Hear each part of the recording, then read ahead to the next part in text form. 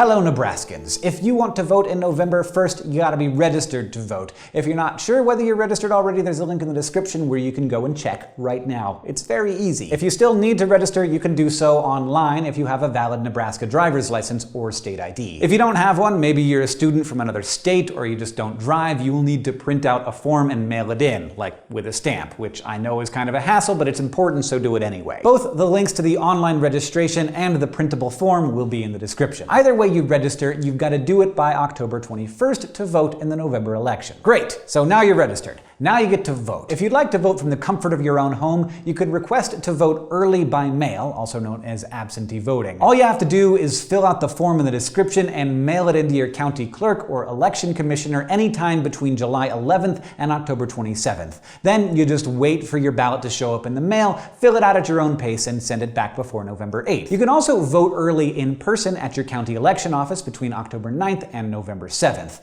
Early voting hours vary by county, so use the link below to find your county election office. You may need to call or email them to find out when you can vote early. If you really want the excitement of voting on election day, November 8th, there's a link in the description you can use to find out where you will need to go to vote. Polls are open from 8 a.m. to 8 p.m. if you're in the central time part of the state, 7 a.m. to 7 p.m. if you're in mountain time. You shouldn't need to show an ID unless this is your first time voting and you didn't provide one when you registered. So if that sounds like you, bring a current and valid photo ID or proof of residence like your most recent utility bill, paycheck, or bank statement with your name and address on it. Closer to the election, usually about 5 weeks before election day, you can go to the link in the description and find a sample ballot that tells you everything you'll be able to vote for. You don't have to vote for every single item on the ballot. You can leave things blank if you want to, but your local elections can be very important, so it's worth checking out what's on there ahead of time. You can even print out the sample ballot and bring it with you to the polls so you can remember what you wanted to vote for. All the links you need to check your registration, get registered, get an absentee ballot, find your polling location are in the description below. Thank you for voting.